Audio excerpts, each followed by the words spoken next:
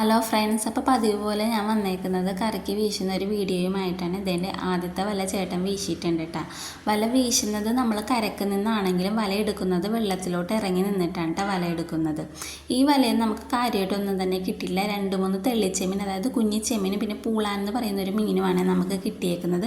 ആ മീൻ എനിക്കത് ഇഷ്ടമല്ല കേട്ടോ, ഞാൻ കഴിക്കില്ല. കറി വെച്ച് കഴിഞ്ഞാൽ അമ്മയൊക്കെ പറഞ്ഞ് കേട്ടിട്ടുണ്ട് ആ മീൻ കഴിക്കാനായിട്ട് നല്ല ടേസ്റ്റാണെന്നും, അതേപോലെ തന്നെ വേറെ അഴുക്കൊന്നും തിന്നാത്ത മീനാണ്, മണ്ണ് മാത്രമേ തിന്നുള്ളൂ എന്നൊക്കെ പറഞ്ഞ് കേട്ടിട്ടുണ്ട് കേട്ടോ. പക്ഷേ എനിക്ക് ഇഷ്ടമല്ല കേട്ടോ കഴിക്കാനായിട്ട്. അങ്ങനെ ഒരു കയ്യിൽ ഫോണും ഒരു കയ്യിൽ സഞ്ജീവായതുകൊണ്ട് ചേട്ടനാണ് കേട്ടോ മീൻ എടുത്തിട്ട് സഞ്ചിയിലേക്ക് ഇട്ട് തരുന്നത്. പിന്നെ നമ്മുടെ കൂട്ടത്തിൽ നമ്മുടെ കുട്ടിയും കൂടി വന്നിട്ടുണ്ട് കേട്ടോ വീശാനായിട്ട്. മഴ ചാർന്നുകൊണ്ട് അവനെ മാറ്റി നിർത്തിയേക്കാണ് ഞാൻ. പിന്നെ നമ്മുടെ രണ്ടാമത്തെ വല വീശിയപ്പോൾ കണ്ടലിൻ്റെ കൊമ്പിൽ വല ഉടക്കി. പിന്നെ വേഗം തന്നെ ചേട്ടൻ ഉടക്ക് മാറ്റിയിട്ടാണ് വല വലിച്ചെടുക്കുന്നത്. ഇതിൽ നിന്ന് നമുക്ക് പിലോപ്പി കുഞ്ഞാണ് കേട്ടോ കിട്ടിയേക്കുന്നത്. അത്യാവശ്യം ഒരു വലിപ്പമുള്ള പിലോപ്പി കുഞ്ഞാണ് കിട്ടിയേക്കുന്നത്.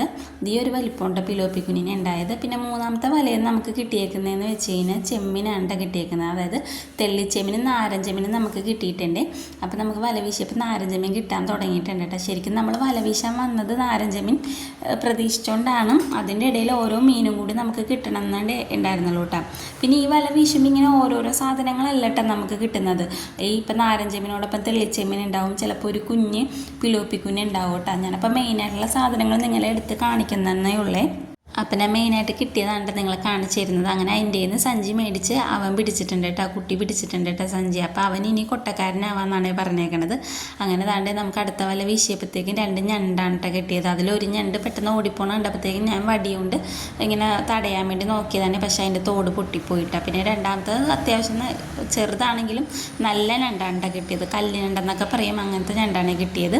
അത് കണ്ട് ചേട്ടൻ കാല കുടിച്ച് സഞ്ചിയിലേക്ക് ഇടുന്നുണ്ട് കേട്ടോ. പിന്നെ നമുക്ക് വല വീശിയപ്പോൾ കിട്ടിയതാണ് ഈ കാണുന്നത് നങ്കെന്നും ഇലച്ചിലെന്നൊക്കെ പറയോട്ടെ ഈ മീൻ. നിങ്ങളുടെ അവിടെ എന്താ പറയുന്നത് എന്നുള്ളതൊന്ന് കമൻറ്റ് ചെയ്യണം കേട്ടോ. ഞങ്ങളുടെ ഇവിടെ നങ്ക് ഇലച്ചിലെന്നൊക്കെയുണ്ട് ഈ മീനെ പറയുന്നത്. അങ്ങനെ അതും കിട്ടിയിട്ടുണ്ട്. പിന്നെ നമ്മൾ വല വീശിയപ്പോൾ കിട്ടിയേക്കുന്നത് കണമ്പും കുഞ്ഞാണ് കേട്ടോ. വലിയ കണമ്പല്ല, പൊടിക്കണമ്പാണ്.